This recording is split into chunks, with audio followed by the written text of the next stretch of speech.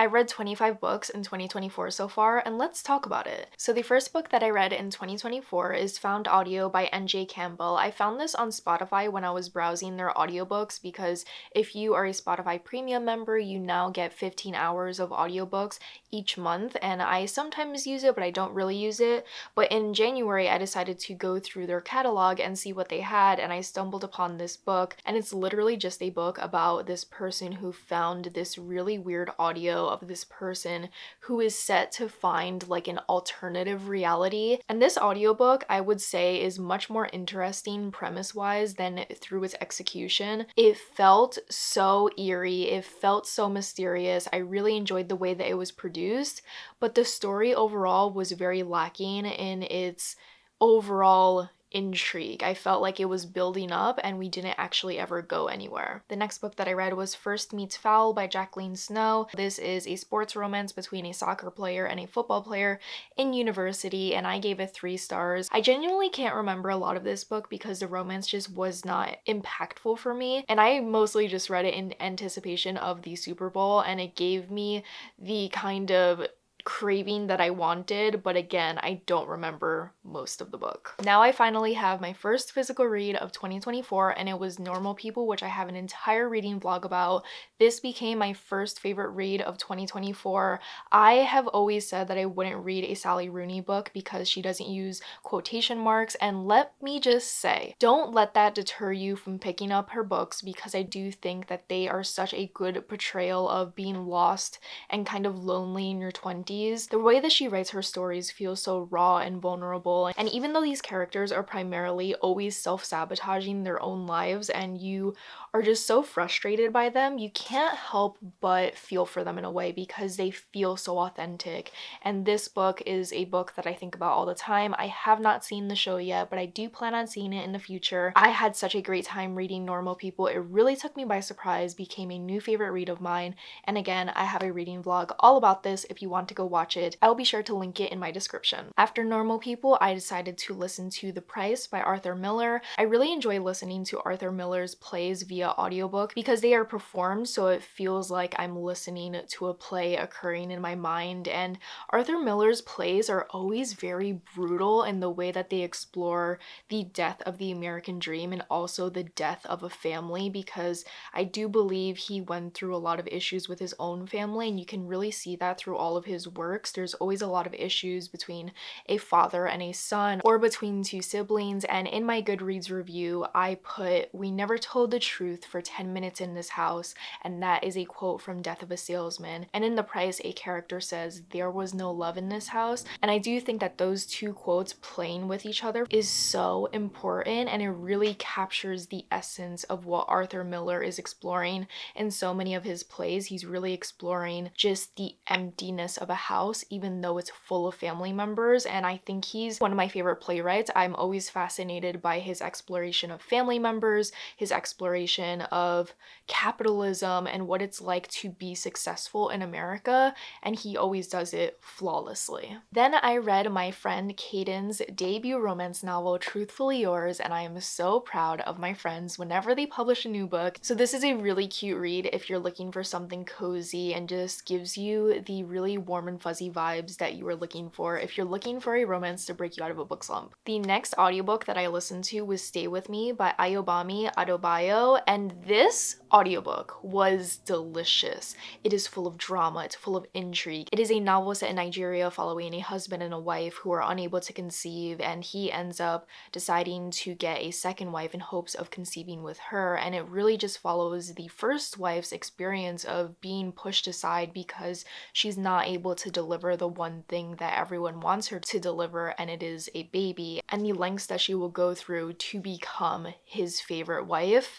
If you just love listening to a story that will leave you gobsmacked, listen to Stay With Me. It is so worth the listen, and I just had such a great time with it. It was a shocking read. Then I read Radiance by Grace Draven. This is a fantasy romance that I've been recommended since 2015 when it came out, and I finally read it, and it was much to be desired. I thought the fantasy world just wasn't interesting to me, neither was the romance. I wasn't really connected with either of the characters, and I just felt very unimpressed by it, considering there was so much hype that I've heard about this book for years upon years, only to be disappointed by it in the end. Then I read Once Upon a Broken Heart by Stephanie Garber. This is a book that I previously spoke about in my Chatty catch-up video, which I will also link down below, where I talked about books that I was currently reading and books that I recently read.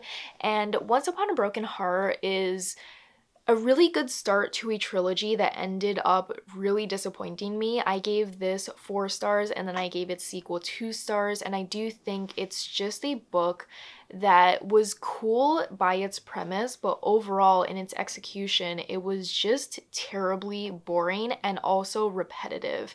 There were so many different plot points that felt like recycled versions of previous chapters, and while it does have some pretty descriptions, and I do think the book is written in a beautiful way, it was just boring and repetitive, and I did not care for the romance the way that other people do. In between reading Once Upon a Broken Heart and the sequel that I gave 2 stars to because I was just sick of the story by then, I read Funny Story by Emily Henry. And Funny Story is officially my second favorite Emily Henry book. There are so many books that Emily Henry has written that I do not enjoy, and the only ones that I truly do enjoy is Happy Place and Funny Story. And you can feel her honing her craft with each book. And while I do think that Funny Story didn't impact me as much as Happy Place did, because I feel like Happy Place explored so many different aspects of what it's like to grow older, what it's like to mourn a relationship and to yearn for it again. Funny Story, on the other hand, is a perfect rom-com that I can see becoming a movie. It has so many different beats that I think would translate perfectly into a film, and it's a really lighthearted read compared to Happy Place. It literally made me laugh out loud, and I just loved the romance, and Miles is the sweetest love interest that I've ever read about. He's just a ball of sunshine. He's genuinely just such a kind person, and to see his growth and to see him fall in love with the main character in Funny Story was just beautiful. I loved it. It was great. I cannot wait to see it eventually become a rom-com, because I know it's going to become a movie, because it's so perfect. It's the perfect formula for a perfect rom-com film. My first nonfiction that I read in 2024 was Vincent and Teo by Deborah Heligman, and this is a nonfiction chronicling Vincent and Teo's relationship through the letters that they wrote, but through the lens of a nonfiction novel. So you don't necessarily read from the letters themselves like I did in the Letters of Vincent van Gogh, which are completely composed of the letters that he sent to his brother. This one chronicles their relationship through a narrative lens in a way that makes it easily digestible if you aren't really a fan of reading the letters, but you want to learn more about Vincent and his relationship to Teo. Deborah not only discusses their relationships, but their individual journeys together to create a nonfiction that literally made me cry, because I love Vincent van Gogh so much. This was a beautiful nonfiction. I did not love it as much as I loved the Letters of Vincent van Gogh, because I literally read words written by Vincent van Gogh, but I do think this is a great introduction to his life and his story and everything that he stood for. Then I read Bride by Ali Hazelwood, which is her first foray into paranormal romance and the Omegaverse, and I gave this book 3 stars. And the only way I can sum this up is this book feels so deeply made up. It feels like she just wanted to write a werewolf fiction, and she made up like dumb terms for the werewolf clan and the vampire clan, and the main character's name is Misery, and I just don't understand the appeal of it. I wanted to, because I do enjoy Ali Hazelwood's writing, and I do think that she's a really good romance writer, but I could not buy into the world that she created and the romance, because I felt like there was no chemistry at all. I felt like they only ever talked about the plot and they never talked about themselves. Then I read 84 Charing Cross Road by Helen Hanff, and this is such a wonderful nonfiction about Helen and her letters that she sent to this bookstore in the UK, because she lived in New York City and she found that the bookstores in New York City just didn't have the books that she was interested in. So she decided to start a correspondence with the UK bookstore, and they ended up creating this really beautiful friendship between Helen and the staff at the bookstore. And she has this really fun flair for the dramatics, and you can feel that through every single letter that she writes,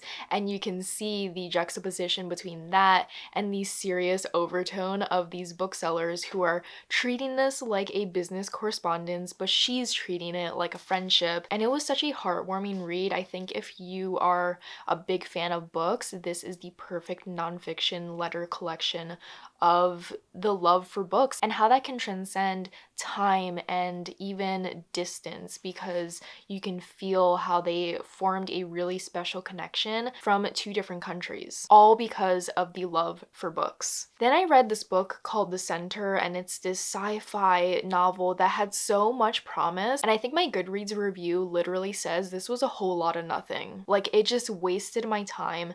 It had so much promise, and it ended up being so deeply boring, and I just did not have a good time with it. After listening to that boring audiobook, I read one of my new favorite books of all time, and it is The Warm Hands of Ghost by Katherine Arden. This book blew my mind, consumed my soul, and just made me appreciate the beauty of writing. Katherine Arden is just a stunning author. The way that she crafts each sentence, the way that she builds these worlds is just superb. Every single page I would flip through, I would go, this novel is so good. This novel is fantastic. It's a new favorite of mine, and I knew that from the start. So I won't go too deep into my thoughts about this novel, but just know that the atmosphere is stunning. The writing is superb. The characterization is absolutely beautiful. I cannot stop thinking about this book. This is a book that I can definitely see myself rereading, and I just had such a great time with it. It really impacted me, and I cannot wait to talk about this in a future Books and Brews because I have so many thoughts to share, but I don't want to take up too much time in this video. Another nonfiction that I read was I Had to Survive: How a Plane Crash in the Andes Inspired My Calling to Save Lives. A mouthful of a title, but it is by one of the survivors of the Andes crash, which inspired the movie Society of the Snow. This nonfiction is really interesting because it's split into two different parts. We follow Roberto's survival in the Andes and how he was one of the two people who actually hiked up the Andes to try and find help for all the people who were stranded in this plane crash. So we follow that journey in the beginning of the book, but then we follow him as he is older, and he is a heart surgeon for children, and we get to delve into a couple of patients' testimonies about their experience with Roberto and how he really impacted them and gave them really great advice about how to be strong when their child is nearly dying. And you can see how much kindness and love he has for others and how willing he is to help others survive these really traumatic moments. He relates all of these moments to his survival in the Andes and how that was pivotal to his growth. And he's just a really kind person. You can feel that through his nonfiction. And a lot of people on Goodreads said that they didn't enjoy the latter half of the book. And even though you go into this novel thinking it's only going to be about the Andes, it's so much more than that. But I do think the second part of this book is so vital because it shows how that survival in the Andes impacted him through his career, through his relationships, and through the patients that he touched along the way. And to not appreciate that just does a disservice overall to this book and to this man's life. So I thought it was great. I thought it was great nonfiction. If you want to read a book about a survivor from the Andes crash, I would highly recommend this one. Then I read Anyone's Ghost by August Thompson. This was a book featured in my Reading for 24 Hours reading vlog, which I will also link down below. This is a book that I just could not jive with, but I do think other people would enjoy. I just think I wasn't the target audience for it. That's the best way that I can sum up my feelings about Anyone's Ghost. I do think objectively it's a great novel that people will connect with, but I just personally did not connect with. Then I read Sally Rooney's debut novel, Conversations with Friends, and while I did not love this as much as normal people, I still thought this was a really fascinating look at such messy lives and how they all intersect to create this world that is built for absolute ruin. This book was so interesting. If you love a character study, if you love a book where you cannot relate to the main character because you are not as messy as her, pick this up. This book was a delight in like the worst way possible. Every single one of these characters, they're all terrible, but I loved it, you know? Then I read People We Meet on Vacation by Emily Henry. I gave this 2 stars. And you know what? Someone summed up Emily Henry and Ali Hazelwood one time on TikTok, and they said it's deeply millennial core, and I don't necessarily agree with that term for all of their novels, but you know what? People We Meet on Vacation was millennial core. And that's all I have to say about it. Then I read Swift and Saddled by Lila Sage. This is the second novel in the Rebel Blue Ranch romance series following cowboys, and it is just so fun. But you know what? I read this book and I finished it and I was like, wow, that was so great. I loved it. I think I liked it more than the first one. And then I thought about it for a couple of hours and I was like, wait a minute. There are so many plot holes. There are so many moments where these characters are not fully developed and explored, and they don't really have a lot of growth. And there were so many plot points that we were introduced to that we didn't delve deeper into. So I ended up giving this 3 stars. I liked the first one more.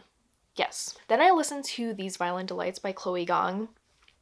I just have to stop reading YA.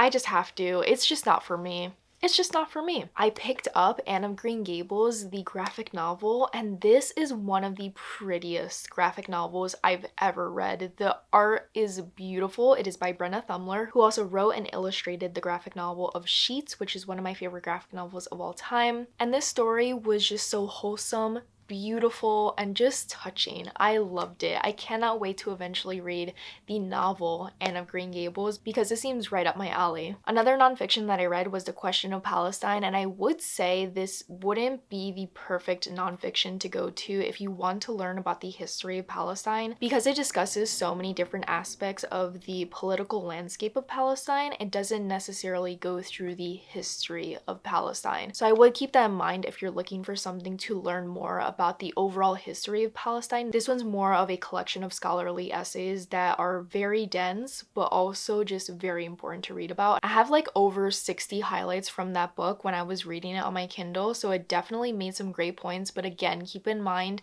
it is a very dense read and it wouldn't be a great intro book for beginners. The last 2 books that I recently read are such good reads, but I do think they're reads for a very specific type of reader. The first one is The Guest by Emma Cline. This is about a woman who is just scamming her way through rich people's lives in the Northeast, and you know what? She had a marvelous time ruining everything, and I'm on her side. I'm on her side. I had a great time with this book. This is a book where it's like, you know the character's horrible, but you can't help but read on because you're like, I don't know, she's kind of having fun and it's just fake. It's like fictional. Who cares? It was a great read. I loved it. I think it would also make a really great movie because it is so anxiety inducing because this woman is scamming her way through Long Island and there are so many moments where you're like, oh my god, is she finally going to get caught? You'll never know unless you pick it up. And my 25th book of 2024 is Thirst. Thirst is a sapphic, gothic, Argentinian vampire novel, and you know what? It blew me away. It blew me away. The writing was stunning. It was so full of yearning and desire and this overall desire for company. In this novel, we follow a woman and a vampire and how their lives eventually intersect by their overwhelming longing for something more out of life and their desire and the way that they just navigate their own lives and how it eventually intertwines is absolutely fantastic. It is a lush, atmospheric book that is not for everyone because it is very introspective, but I love introspective reads. I love reads that don't necessarily have a lot of dialogue. It's mostly internal monologue and how these women are reacting to the world around them. And boy, was it delicious. So those are 25 books that I've read in 2024 so far. Let me know if you have read any of the books that I mentioned. Let me know if there are any favorites of yours that are on my list. And let me know what other books I should pick up in 2024. And let me know if I should do another update video at the end of Q2. I had a great time summing up every single book that I read. And if you want to follow me anywhere else on social media to see what I'm currently reading and watching and loving, follow me over on my Instagram and TikTok. And if you have not subscribed to this channel yet, be sure to do so to see more videos from me in the future, and I will see you in another video very soon. Bye!